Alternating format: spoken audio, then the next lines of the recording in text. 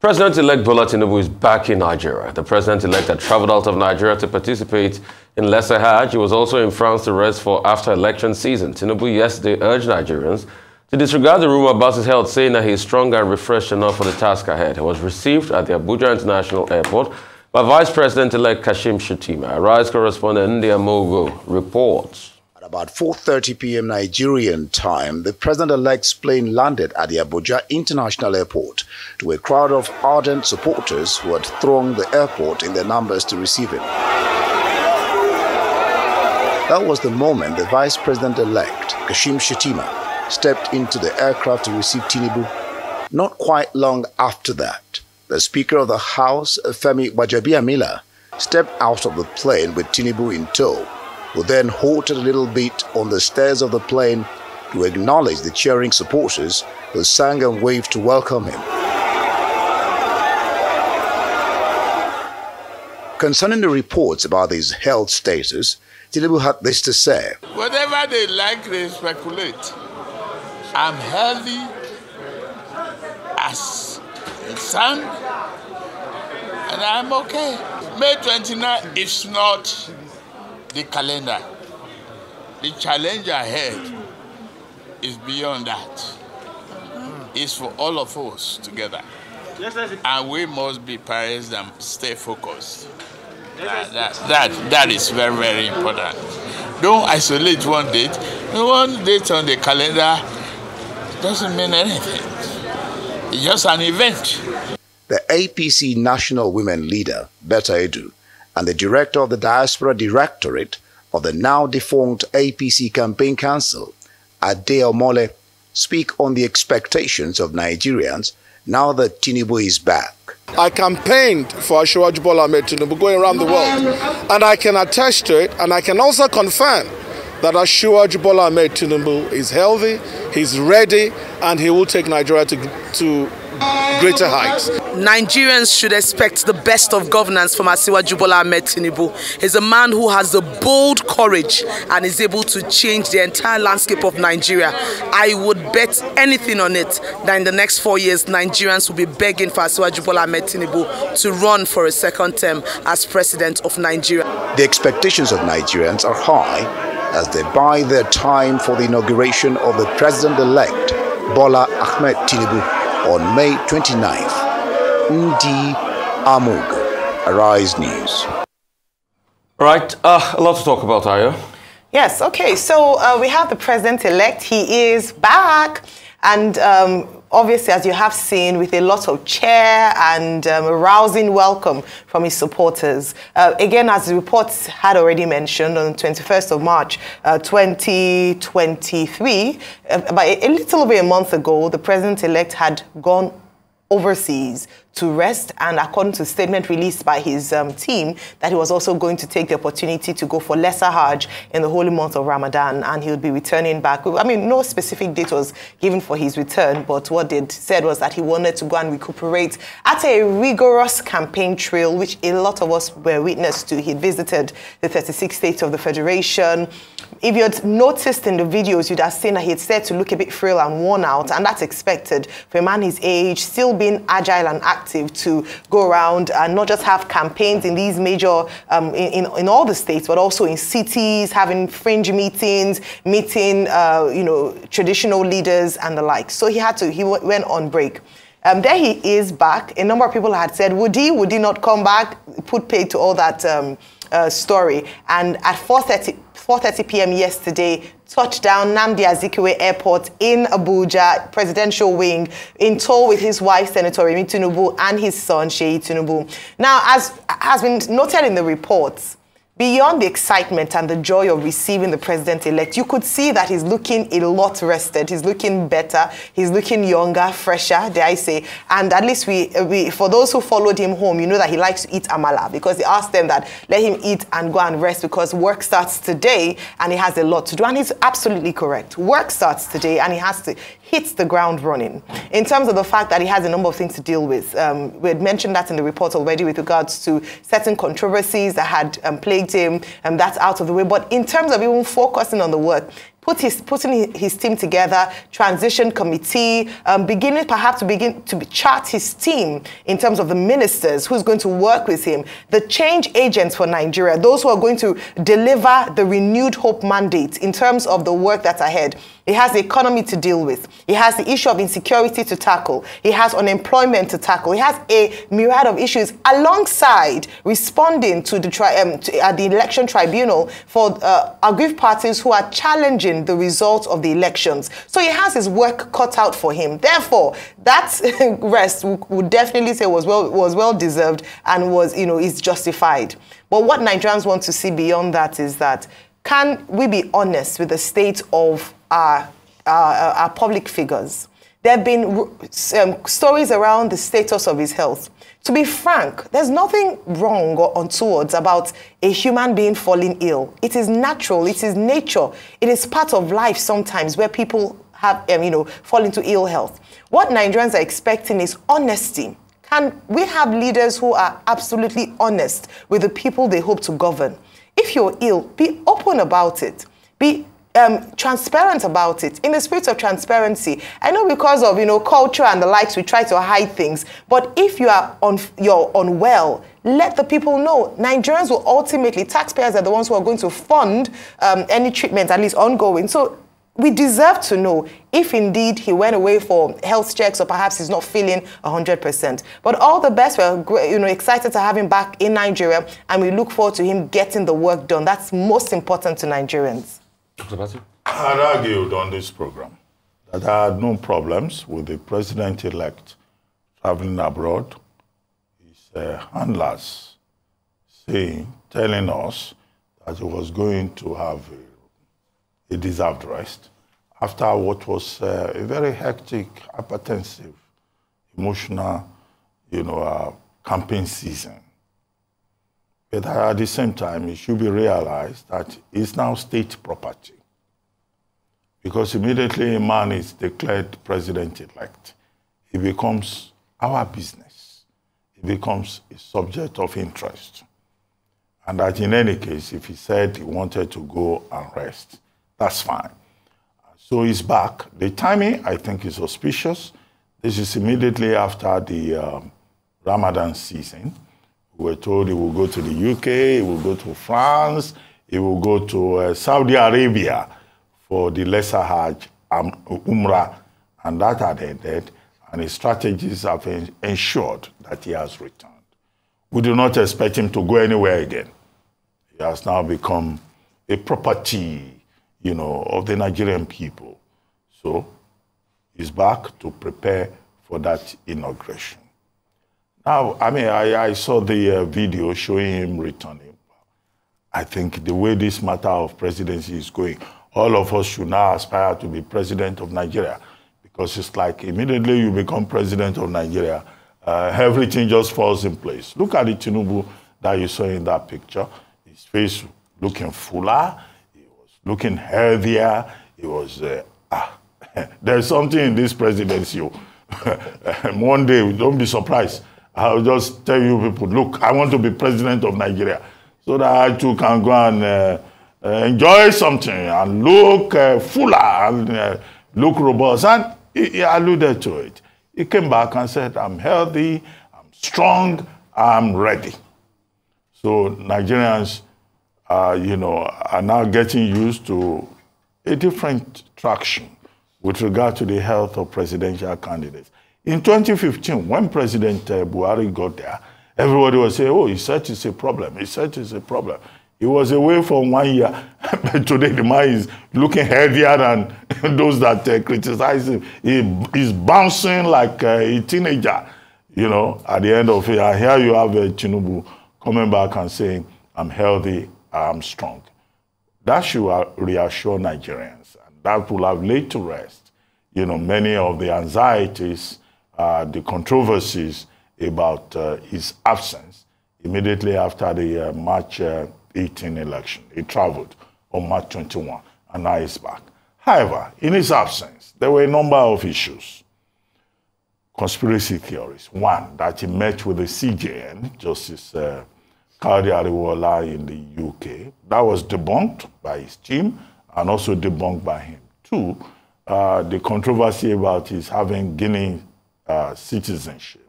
I've dismissed that as being of no moment, because the Nigerian constitution does not frown at any Nigerian at all having dual citizenship. Once you satisfy the conditions under sections 25 to 28 of the constitution. Three, the point was made that he perjured and all of that, in filling Form EC89 for the Independent National Electoral Commission. Yeah, a case was lodged at the Federal High Court, Abuja, in November 2022. What is the status of that case? I've been through this route before. When he was governor, Gani Fahimi, the inimitable Gani Fahimi, went to court and raised the same point about perjury. The perjury can only be determined by a court of law under Section 117, Section 118 of the Criminal Code. So is anybody going to declare the president-elect of Nigeria a wanted person and issue an arrest warrant? The only other matter that is remaining, of course, is the petition. Concerned parties, stakeholders in that February 25 election have gone to court. And there has been cross-petitions. We've had cross-petitions filed. It's for the Presidential Election Petition Tribunal to deal with that. So while they are dealing with that, which will be one of the things that Bola Ahmed Tinubu has to worry out now, he's back to form a cabinet. I don't think he will have issues setting up a cabinet, choosing a team, given his experience. I don't think we're likely to wait for 6 months or wait for 1 year before Bola Ahmed Tinubu will put a team together. But we're hoping that cabinet will be a cabinet of strong people, not all these IOU people. Some of them, I saw them at the airport. They were there. They will be the first to be there. Some of them probably even slept overnight at the airport just to be noticed. But that's not what Nigerians are expecting. They are expecting good governance, leadership. And there are issues on the table. Some of these issues were raised on this program yesterday when a gentleman came to talk about Tinubu's return. Issues about the student loan that he promised. His 88-page manifesto. The issue about crude oil production. The issue about insecurity in Nigeria. The issue about inflation.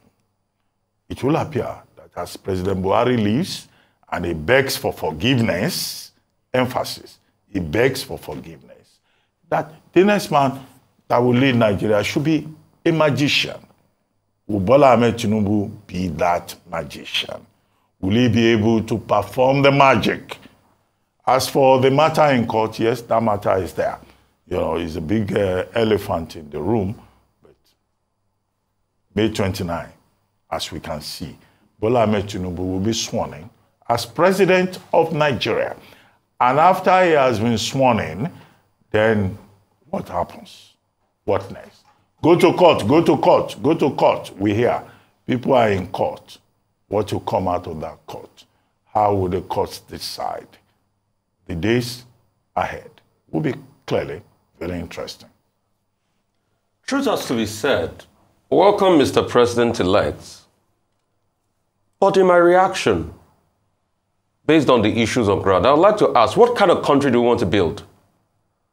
Want to build a country of public morality, or want to build a joke or a charade?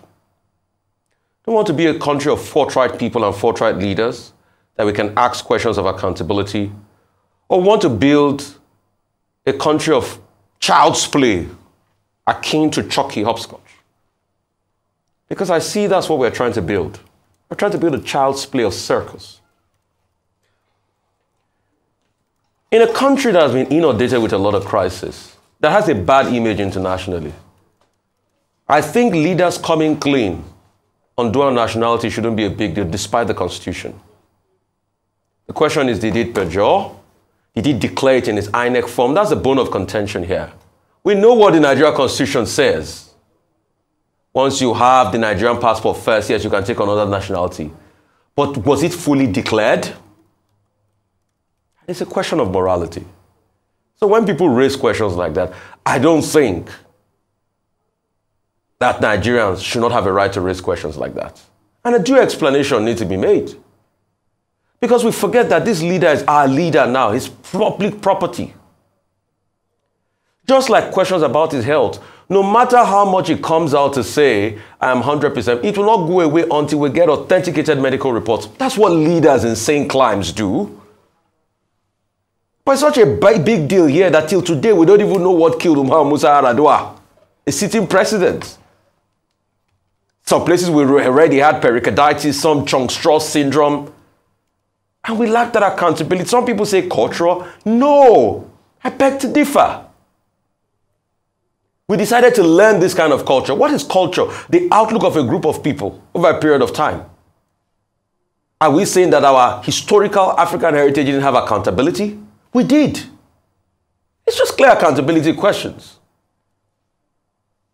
And it is that same accountability we demand from people in governance. And I hope I'm giving time to expatiate on this.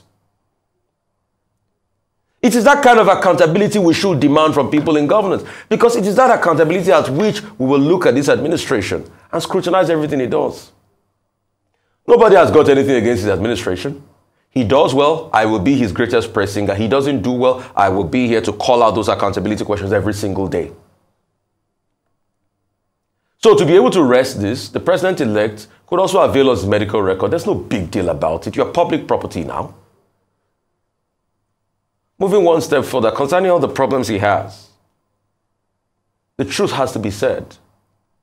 He now needs to deploy every resource possible to be able to ensure that he fulfills those promises. Because you see, every single day, we will reiterate those promises he made in those over 80-page documents he released as a manifesto.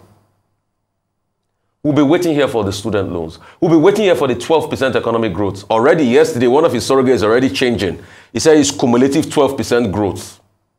That's how it starts. Just like how in 2015 they told us 4 million jobs every year. And afterwards, they now remind us that, oh, it is the states too that should create jobs.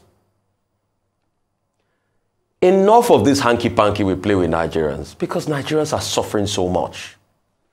And we can't have a state that works for few people. The reason for the problems we have in Nigeria today is because the state works for a few people over the other people suffering. And that's why I ask, what country do you want to build? Public morality? Public accountability? Or want to build a joke and a praise-singing republic? Oh, everything is good. Go ahead. You see, we allow some things in Nigeria, and it's very decadent about us. It is only in Nigeria here was like promoted on trial. A child failed. He's failed. Stop promoted on trial. Right. Ongoing power struggle in Sudan between rival forces has triggered desperate scramble for foreign governments to evacuate their citizens. Well, here in Nigeria, the government says it has finalized plans to get more than 5,500 of its people out of Sudan by road. But many Nigerians stranded in Sudan accuse the government of acting slowly. Okay, Ayo, your quick take on Sudan. Very quickly, yesterday we discussed this, and we have been talking about this in terms of the Sudan crisis, but in focus this morning is Nigeria's response, especially for our citizens in Sudan. We have had some calls from Nigerians who live in Sudan who have asked that the government come to their rescue, as other governments around the world have done. International, different parts of the world, we have had government responses to get their people out of the crisis situation in Sudan. It would interest some people to note, according to the NIDCOM chairperson, Honorable Abike Dabiri, that we have about 3 million Nigerians living in Sudan. And actually corroborated by the Minister of Foreign Affairs, Mr. Jeffrey Onyema, that Sudan actually has one of the highest number of Nigerian migrants in the world. And it's very easy to understand. When we spoke with Professor Bolaji Akinyemi, he had talked about the fact that Because a number of people went by road en route Sudan to Saudi Arabia for Hajj, they ended up settling there. Also, Mr. Onyema cited the fact that Sudan has a good educational system, and so Nigerians take advantage of that. So this justifies the number of people. Therefore, if they're saying they're rescuing only 5,500 Nigerians or evacuating 5,500 Nigerians out of the 3 million that are there, what then happens to the over 2 million Nigerians, 2.5 million Nigerians who are there? It's commendable that the government is making efforts to ensure that we evacuate our people from Sudan back home, especially the foreign workers, our diplomats who are there, their family members who are there, who are on official assignments. Other countries have done so. I believe that the response could have been quicker. However, we must still say that we want them back home safe and sound, and also to commend private sector operatives like Air Peace, Mr. Alan Onyema, who've also made efforts to evacuate Nigerians who are living in Sudan. Thank you. So, I'll move on to. Well, there's something in international law called responsibility to protect. It's called R2P. That's the principle in international law. And Nigeria has a responsibility, as other countries do, to protect their citizens wherever they are in the world. In Nigeria, that has been codified in the Ministry of Foreign Affairs to mean citizen diplomacy. So we can't quibble over what Nigeria should do. Nigeria has a responsibility to rescue its people wherever they may be in distress in any part of the world. And that is why today, the big issue in the UK is about escape from Khartoum. Other countries have rescued their people. Japan, Uganda, Tanzania, Saudi Arabia, United Arab Emirates. Those other countries acted swiftly. The UK rescued the diplomats. Now they're saying, bring back the civilians. About 4,000 of them from the United Kingdom who are in the UK. Nigeria has 5,500 persons, we're told. 1,262 have signed up to be evacuated. Out of the 5,500 Nigerians in Sudan, as reported, 80% of them are students. So it's good to hear now that the federal government of Nigeria is trying to evacuate stranded Nigerians. We were told that the Nigerian government is trying to make arrangements with the government of Sudan to create a safe corridor, because the only way of escape is by road, through Egypt, perhaps. Well, Sudan is surrounded by about 7 countries. So if you can't go through Egypt, can we go through Ethiopia? Can we go through Chad? Can we go through Libya? Well, Libya may well be problematic. That's one. Number 2 is the fact that, look, the Nigerian government is saying that the airspace has been closed. Okay, we all know that. But are there lessons also that we can learn from those other countries that have succeeded in evacuating their citizens from Sudan? But beyond all of this, of course, is that Sudan is on the brink of a civil war. We have a country in Sudan where leadership is a big problem. A big problem, not just in Sudan, but also in Africa. One famous leader said, après moi, le déluge. That's what they have in Sudan. After Omar al-Bashir, Sudan is facing its own deluge. And you have 2 generals there, General al-Burhan and General Dagalo, popularly known as Jemeti, fighting over territory, fighting over resources, fighting over power, and they do not care about the people of Sudan. In fact, how comedic could the situation get? Even South Sudan, that came out of that country, is now offering to broker peace in Sudan. And that's the challenge that we face in Africa. The African Union has been ineffectual. The United Nations has been calling for ceasefire. Nobody is listening because the 2 generals involved do not want to come to the negotiating table. Okay, who was it again? I forget now. Who said, something new always comes out of Africa. That's Pliny. Yeah, I remember now. Pliny the Elder. And as it is, something new always comes out of Africa. But, you know, leadership, I think, is a major problem that we'll face. In fact, I get very iffy when media reports about Sudan and say they're on the brink of civil war. Which brink? It's already full-blown war. Fighter jets in the city of Khartoum bombing houses. You can sit in your home and bullets just comes into your house and kills you. You hardly go out. You're scampering around, citizens of a country leaving their border into Ethiopia and Egypt. That's civil-blown war. And how did this start? It started because of selfishness and attempt to dominate. Dr. Bati, I'm happy you mentioned Umar al-Bashir. He caused all of this.